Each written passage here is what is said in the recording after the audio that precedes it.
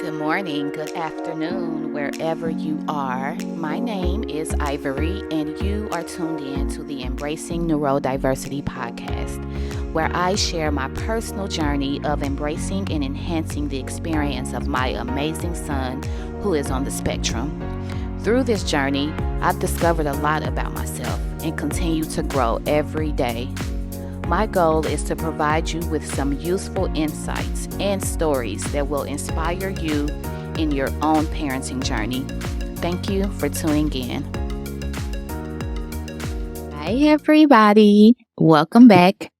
Thank you for tuning in per usual. I'm always grateful. I'm always humbled. I'm always appreciative that you've taken out the time to press play and listen in on what I have to say. And I am also grateful for the support and feedback in a myriad of ways that you all have opted in to this space. I hope that you know that this is a community-oriented space in which my goal is to learn and then teach about what it means to be a parent raising a child who is neurodiverse, and what it can look like in all of its glory, right?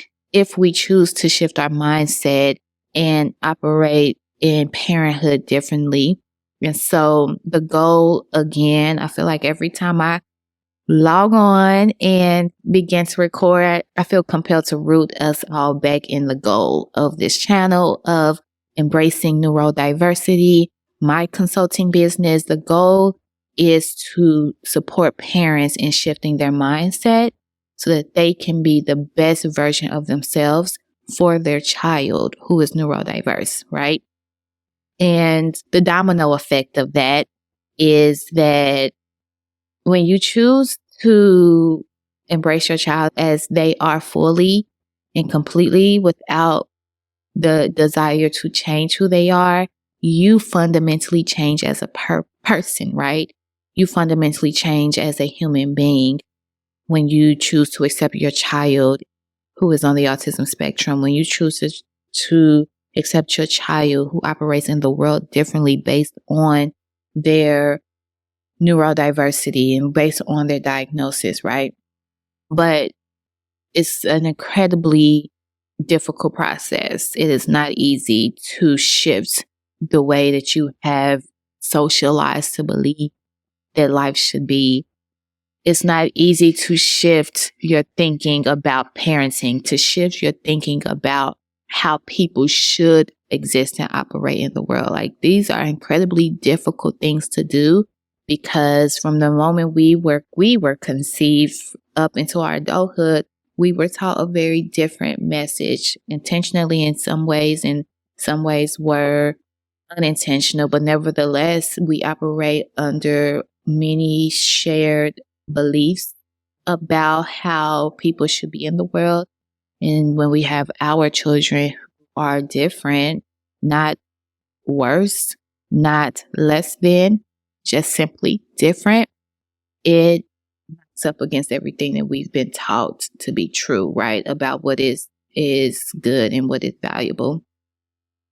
And so my argument will continually be that our children are here to reveal to us a higher version of ourselves if we allow, and our children happen for us, to us. But in order for us to see things through that paradigm, we have to actively and intentionally shift how we see our children and consequently how we see the world. But that only happens when we choose to shift how we see ourselves, which is an ongoing process. So last week, I mentioned to you all that I wanted to talk about ego as we continually recap or it's actually Dr. Shafali's book, but if I had a book that I would have written, it would have been a book similar to this. Because honestly, a lot of what she is saying in the book, I've said before on this podcast and in other spaces. So it's affirming in a lot of ways. But last week, I was like, I'm going to skip over chapter 5, which is the chapter about ego, because I felt like it deserved a more in-depth review. And it is, in a lot of ways, a touchy subject for people who haven't been explored the idea of ego before. Like it will sound like a foreign concept to some. It will probably be triggering to others. So you have to have a certain level of self-awareness to be able to conceptualize the idea of ego and what it is and how it shows up in our lives. But I'm committed to speaking about my experience as an autism mom through my truth. And so I'm not going to shy away from it. And I hope that it's helpful for those who it's helpful for. Nevertheless, I want to dive in, but I framed the setup of why I do this work because I knew that I was going to be embarking upon a conversation that veers away from parenting and autism parenting. And I do recognize that a lot of people, when they watch or listen to content around neurodiversity or what it means to parent a child who is on the autism spectrum, that they're looking for ways to make it easier for you or tips on how to quote unquote fix your child, which I'm not here for that. Or perhaps you're looking for best practices and strategies, which I do, and I'm happy to share. And I have a lot of resources on my website. The link is below that gives you a lot of practical day-to-day resources. But this podcast is my journey of exploring and learning who I am as a mother of a child on the spectrum, because those things more often than not can collide with who I was before my child and who I perceive myself to be before my son came into the world. And so if your goal is to create a space for your child to thrive and be the best version of themselves in this lifetime, then that will require you to do the same for yourself first. And that means unpacking some hard things, asking some hard questions, and sitting with yourself and being okay with the answer that comes. So we're going to dive into ego, and I hope that a lot of what I'm saying is going to be clear for many of you. In Dr. Shefali's The Conscious Parent book, chapter 5, she dives into ego. I've highlighted it's chapter 4, I'm sorry. I've highlighted a bunch of things, which I'm going to read a little bit and then expand upon. And then with that, I'm going to connect it to what that means for us as autism parents, right? Because I think it's pertinent for everybody, but I can only relate it to my experience as a mom of a child who is on the autism spectrum. Also, let me show y'all this. Khalil wrote in my book, child. I don't know if y'all can see, probably, The Life of a Parent. He wrote in my book, but it's fine. Everything is fine. So, the title of chapter 4 is A Blow to Our Ego. And she opens it up by saying that as parents, it's not hard to be egoic by the very fact that we're often saying, my child, in terms of ownership of our child as ours, and that they don't belong to themselves, but that they belong to us. And then she continues to talk about that when we are asked often, why did you choose to be a parent, or why do you want to become a parent, for those who were not parents yet? Oftentimes the response is rooted in the parent's experience, right? A parent would say, I wanted to experience what it was like, or I love children, or I wanted a family. And although these things on the surface may feel like or seem like good-hearted, good-natured responses, if we dig deep, they are rooted in our ego because they are still attached to the perception and image that we have for ourselves, right?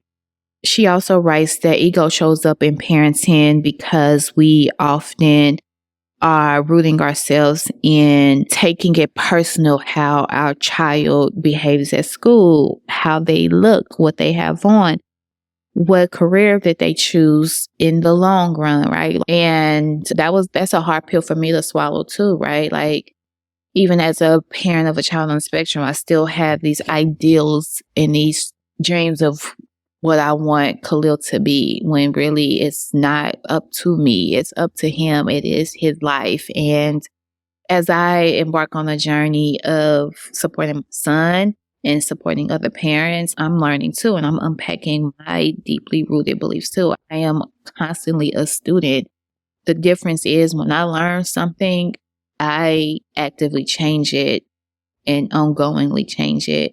And so the moment between learning a new idea or concept that feels right to me into the dynamic of my parenting, and the gap between implementing a change is real small for me, because I have a desire to create an atmosphere for my son in which he can thrive. And so if that looks like me being a better version of myself, then that is what I'm going to do.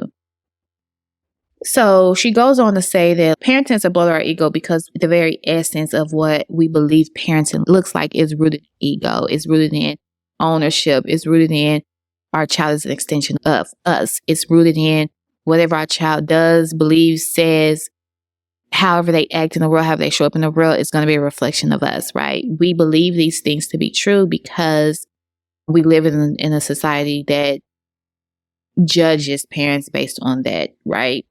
But her argument is that it can oftentimes be counterintuitive, because we're imposing upon children early on, before they even have been able to emerge in their identities comfortably. We've imposed upon them our own agenda. And then we continually do it when we are operating in a state of ego.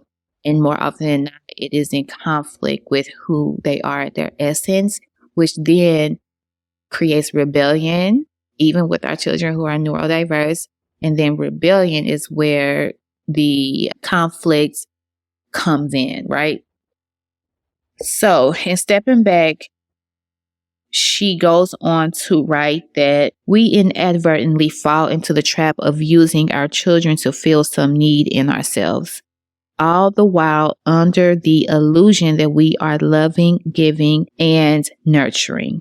I want to pause there, because I think this is especially important for parents raising children on the autism spectrum, because it can go a myriad of ways, actually. And I'm going to link, there's a video I watched by Miss Vaughn TV, where she talks about the different types of parents who are raising children on the autism spectrum. But we're not immune to this. Like, parents also who are raising children on the spectrum operate in ego, because even when we find our child is on the spectrum, we are oftentimes, we push them at a pace that they're not on in terms of their speech or their academics, or we speak negatively to them out of our own frustrations, because they're not matching the image that we have of ourselves and of the child we wanted, right? That's all ego.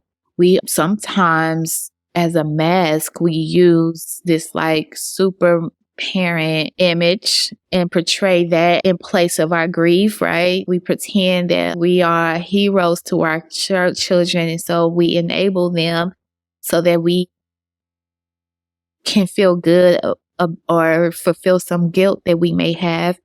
And that all is ego. I think the message in all of this is that even with our children who are on autism spectrum, and the beauty about our children who are on autism spectrum, not all of them, but many of them, is that it's even more difficult to get your child to conform and do what you want them to do. Parenting it's a very egotistical act, in the sense that you have a child and you have a vision for your child, and then you curate a life that requires them to live within that vision, which can be incredibly suppressing for children. When you think about a child who is not neurotypical, meaning a child that is perhaps on the autism spectrum, they don't always understand those social norms, and so they are less likely to conform. In fact, they are, at least my son is, incredibly resistant to it. And so what I had to learn sooner than later was to not just meet him where he is, but like go with the flow of where he's going, and obviously be a safeguard in terms of his safety, but to not put any labels on how he shows up in the world and how he chooses to operate in the world, right? And that is an ongoing practice, but it's important that we also understand that as autism parents, we can also operate in ego when we notice certain behaviors in our children that knock up against social norms and we feel uneasy about it. And so then we pressure our children to operate differently, or we feel bad for our children because their social skills are not up to par with a neurotypical child. That can be ego in a lot of ways because we are perceiving that our child is less than. And to that point, it's still our responsibility to create spaces where our child has the typical childhood development experiences, taking them to activities and spaces with their peers, amongst their peers, right? Creating spaces for their development, whether it's sports or activities that they're interested in, creating spaces where their social skills can be enhanced. So it's not to say to disregard or to ignore that this is a barrier, but it is to not put a label on it as a bad or unfortunate or sad thing, but to acknowledge it as a thing and then continue on your course of providing opportunities and access for your child to grow and develop. That's it.